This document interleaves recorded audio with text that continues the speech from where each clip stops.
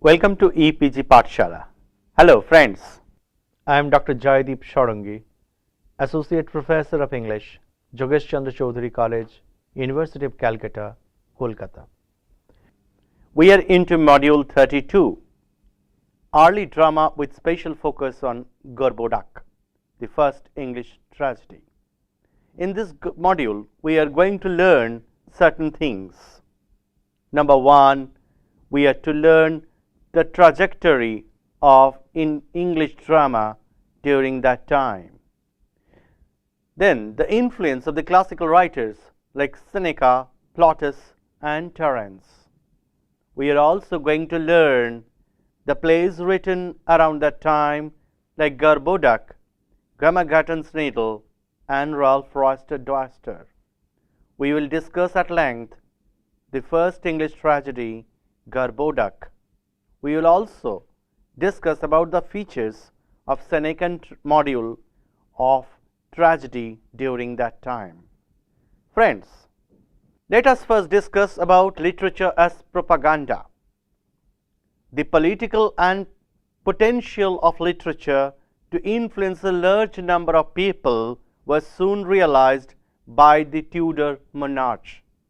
They wanted literature to come out of the strongholds of religion. The effects of the Renaissance soon reached England, and it was combined with the forces of reformations. This led to the emergence of a new literature that is secular in nature. There were other social factors that helped in this development or the trajectory of a literature. The economic condition changed, leading to the emergence of a new social class who benefited from the monarch and helped in its consolidation. This class was educated according to the principles of humanism that taught them to become good statespersons. However, literature cannot only be seen as a tool of propaganda that goes beyond the territory of propaganda. Renaissance meant revival of learning.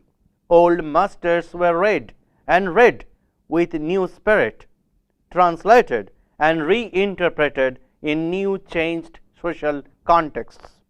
This led to the beginnings of new dramatic forms like tragedy and comedy. Now friends, see, we are into the emergence of English comedy and tragedy.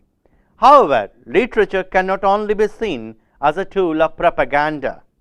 As we all know, Renaissance means revival of learning.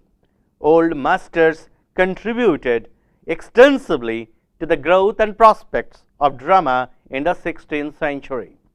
English drama was most influenced by their Latin masters. Though the Greek masters were read and Latin influence was greater as the influence of Italy was immense on English psyche. Renaissance brought both new content and form to drama. Before the establishment of public theatre, plays were mostly performed in inns and the inns of court. However, drama continued to enjoy royal patronage. I think by the time you have understood what the phrase royal patronage means. Thus, many plays were enacted in the royal court itself. The universities also staged plays, mostly the Latin originals, because they were the citadels of different kind of colonial and prehistorical contexts. Hello friends. Now let us discuss about tragedy. Tragedy was primarily understood to be read aloud, and during the Renaissance, when the classics were reread and were taken up to the enacted, the greatest influence on Renaissance tragedy was that of Seneca. Now, we should understand a few things about Senecan tragedy. The first thing that we must talk about, the revenge motive, which is marked or associated with Senecan plays. The loving dialogues with long conversations. 5-act structure. Before that, there was no 5-act structure as per we understand. An atmosphere of violence and horror. Almost no physical action. The sensationalism and moralizing are two dominant modes of this particular method. The Senecan tragedies were first translated into English by John Heywood.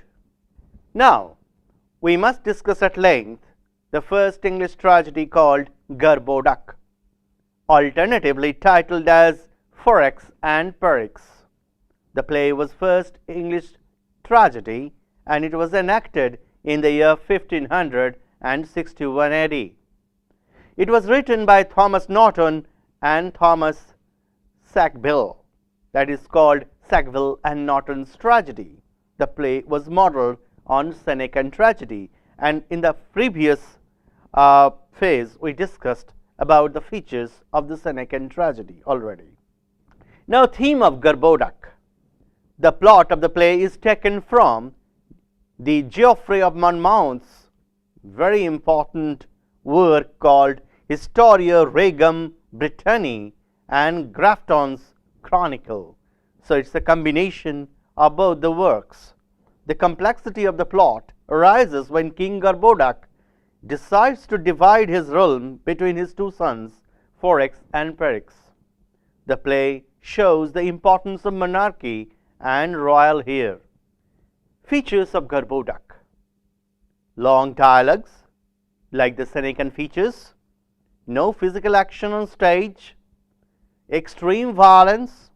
There are instances of forticide, regicide, civil war, and different activities.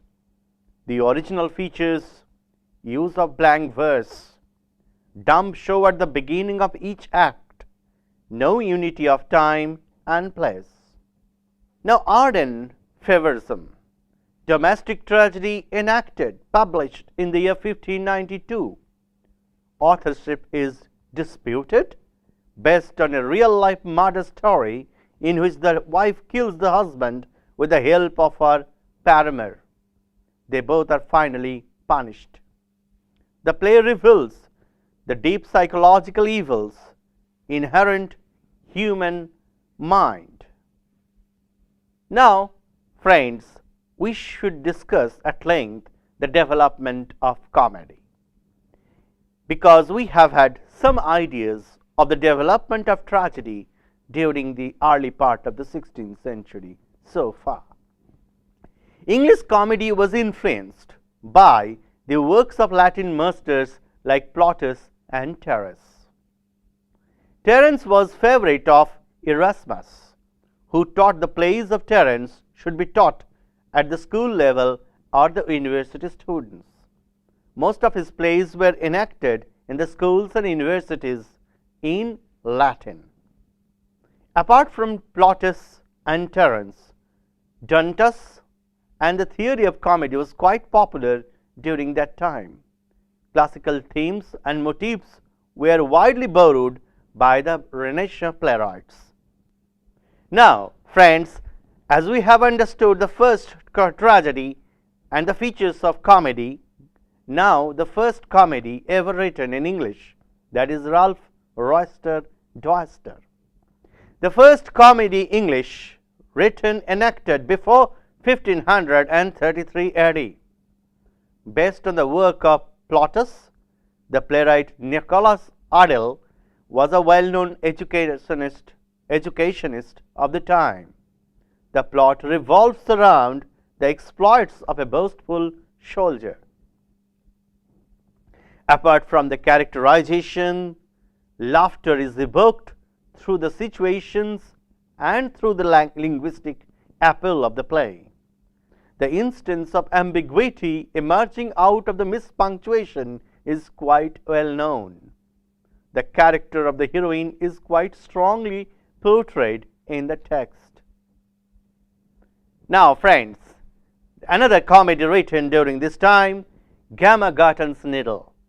Gamma Gutton's Needle was an anonymous play attributed to Mr. S within quote. The plot is Terentian in nature, though there is no direct reference to any classical borrowing so far. The plot revolves around the hilarious situations created out of the loss of Gamma Garton's needle. Though farcical, the play is a parody of the classical motif of finding a lost child. The play created some brilliant characters like Deacon, the Bedlam, who is a forerunner of Shakespeare's Fool, or Dumb Churt, and the village gossip, Hedge, and the firm laborer, and so on. So you can easily imagine the importance of the play on the ages to come. To conclude, classical plays provided the basis of future plays. They introduced new genres like tragedy and comedy. Also, the technical aspects like 5-act structure, the arrangement of action in these 5 acts, the use of imagery, and other features, all inspired by the classical plays and the playwrights. Now, if we are to conclude, we have to note how these dramas, early dramas, during the period that we have discussed so far, have affected and influenced the dramatists to come in generations. We have understood the structural division of 5 acts and the implications of imagery, the motif of revenge, bloodshed, horror on theatre really made an impact on the days to come.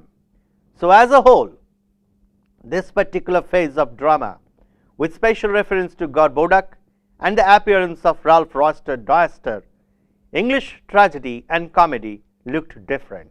They have a different dress now, and they have announced their arrival in the world literary scenario. Friends, you should not forget that apart from this discussion, you should also read a few texts.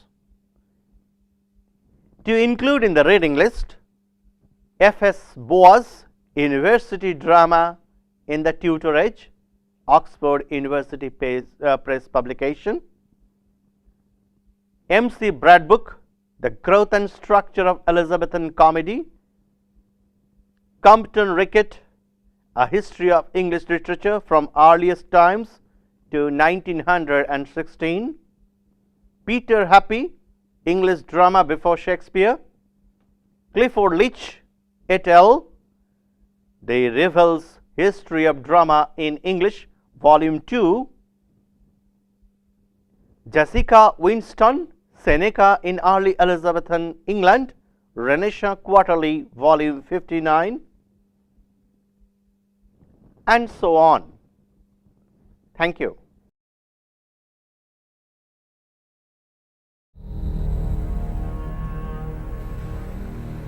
My kingdom has been stolen from me by my mortal enemy.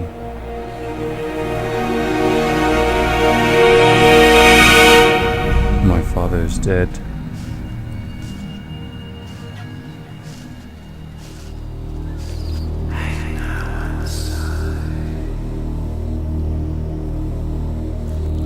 My son! Avenge me! I have been murdered! Avenge me! And take what is yours! No! No! He holds my betrothed captive. Any move I make, he would kill her. Do not hesitate! Avenge me! Avenge me!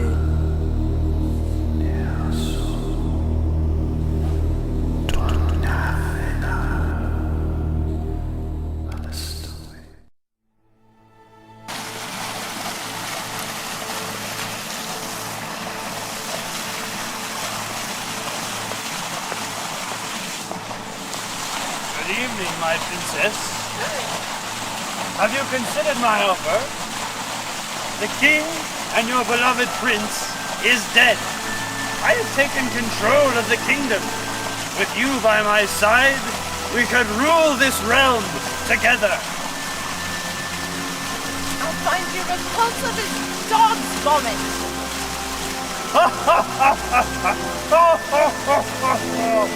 Oh, my princess, tomorrow there shall be a wedding, and you shall be my bride, whether you like it or not. You can come by your own free will, or I will drag you there myself in chains. I will never marry you. We shall see about that, my princess. Have a lovely evening.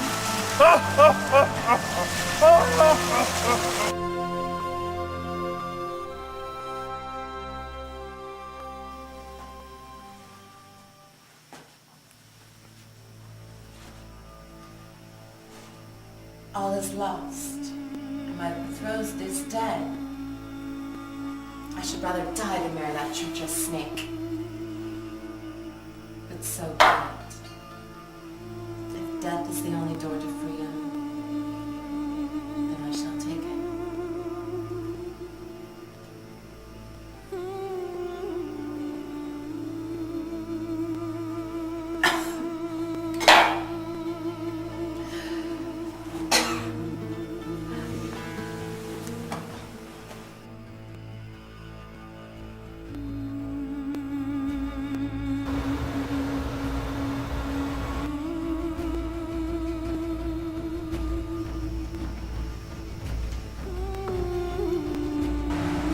What? My love is dead! The traitor shall face the devil in the hottest part of hell ere this day ends!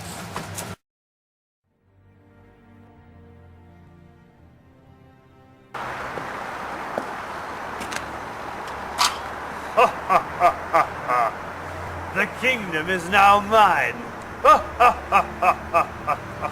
The prince is dead. And the princess is not. So you think, vile traitor. You! Today, by my father's sword, I will slay thee.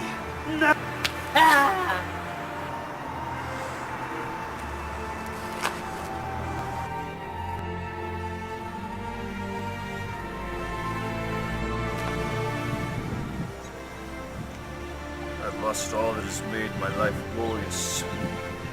My father and my lady love. So be it. Rest easy, my heart. Today I shall follow thee to heaven, or I shall dwell in hell.